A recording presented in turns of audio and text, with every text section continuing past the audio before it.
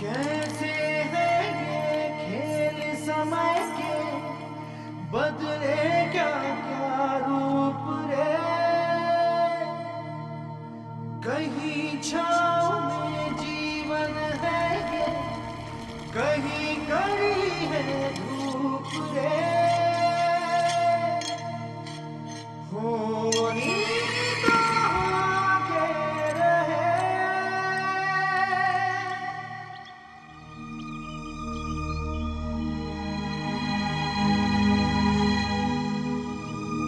राजाओं के महाराज, कौरवों की लाज, पृथ्वीपति धृतराष्ट्र की जय हो।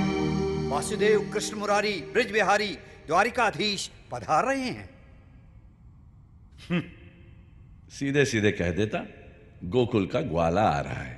ये गडरिया हमसे क्या लेने आ रहा है? श्री कृष्ण का पधारना हमारा सौभाग्य है।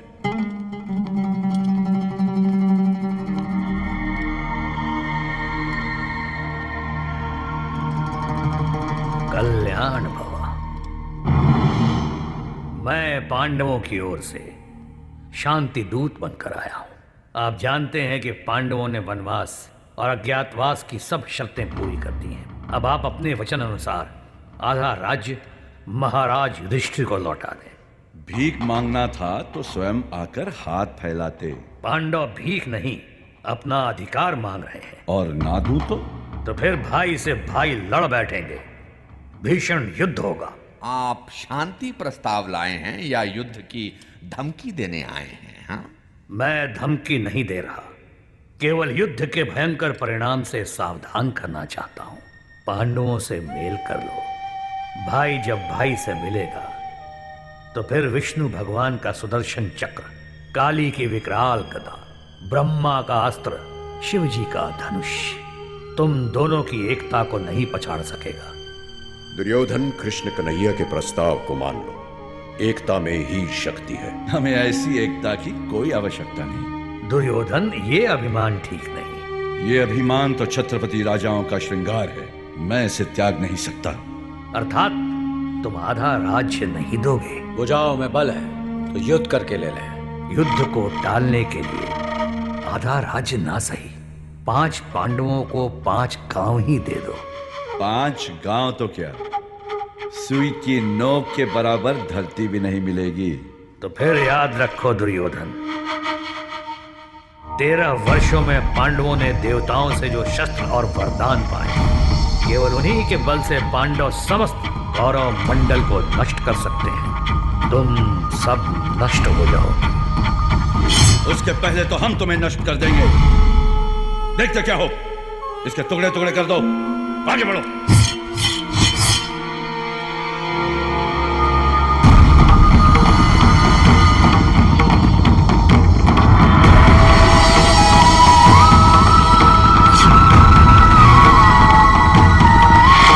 दुर्योधन, मैंने यदि कौरवों के विरुद्ध कभी हथियार न उठाने की प्रतिज्ञा ना की होती तो आज अपने सुदर्शन चक्र से तुम्हारे सरों का ढेर लगा देता। बचोगे तुम फिर भी नहीं। युद्ध भूमि पे पांडवों के हाथों तुम अवश्य मारे जाओगे।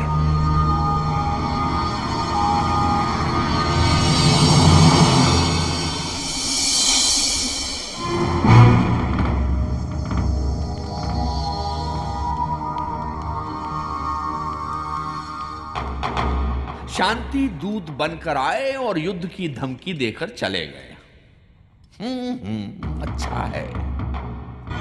तो अब युद्ध होगा। गुरुदेव, दुशासन, मामाश्री और कर्ण युद्ध की तैयारियां करें। पितामह, आप सेनापति का पदभार संभालेंगे।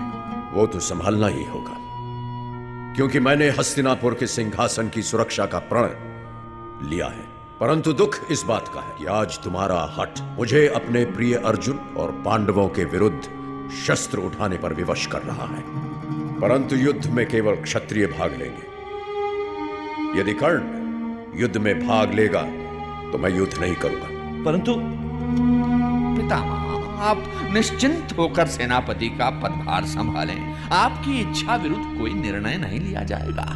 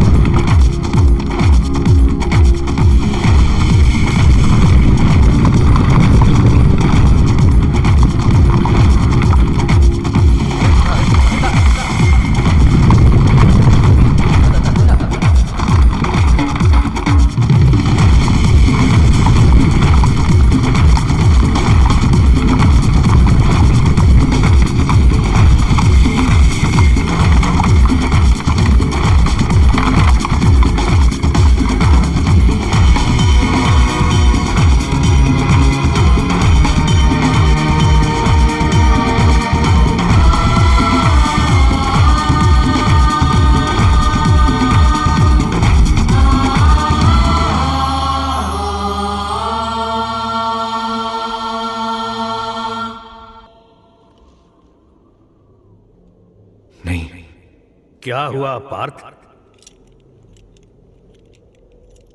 अर्जुन, अर्जुन तुम विचलित क्यों हो गए? बताओ कुंती कुमार, क्या बात है? मैं ये युद्ध नहीं लड़ सकता, नहीं लड़ सकता मैं। ये तुम क्या कह रहे हो? क्यों नहीं लड़ सकते? मेरे बाणों के निशाने पर अपने ही सगे संबंधी हूं, तो फिर मैं बाण कैसे चला सकता हूं? ये देव मंदिर नहीं, कर्तव्य का संग्राम है। तुम्हारे पितामह और गुरु द्रोण भले कितने ही अच्छे हैं, परंतु प्रतिज्ञा और कर्तव्य के बंधन से बंधे हैं, इसीलिए अधर्मियों का साथ दे रहे हैं। तुम्हें उनका वध करना होगा। मैं अपनों के खून से अपने हाथ नहीं रंग सकता, वासुदेव नहीं रंग सकता। तुम उन्हें नहीं मारोगे तो वो तुम्हें मार देंगे। यदि तुम धर्म का राज्य स्थापित नहीं करोगे तो अधर्म का राज होगा। जिन कौरवों ने द्रौपदी का वस्त्र हरण करना चाहा था, वही पापी हाथ तुम्हारी मां बहनों को सबके सामने निर्वस्त्र कर सकते हैं। इसलिए युद्ध करो।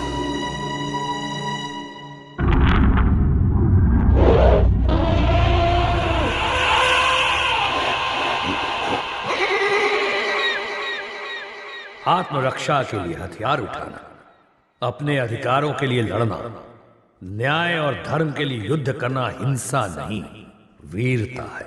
अर्जुन, तू किसी के मरने का दुख मत कर। नैनम छिंदन्ति शस्त्राणि, नैनम दहति पावक, न चैनम क्लेदन्त्यापो, न सोष्यति मारुतः। सुन अर्जुन, न आत्मा मरती है, न मार सकती है, ना अग्नि से जला सकती है, ना जल इसे डुबा सकता है। जिस तरह मनुष्य पुराने कपड़े उतारकर नए कपड़े पहनता है, उसी प्रकार आत्मा नए शरीर में प्रवेश करने के लिए पुराने शरीर को छोड़ देती है। शरीर नश्वर है, आत्मा अमर है। परंतु अज्ञानवश मैं आज तक आत्मा को नाश होने वाली वस्तु ही समझता रहा हूं। मैं तुझे समझाता हूं, मेरा विराट रूप देख।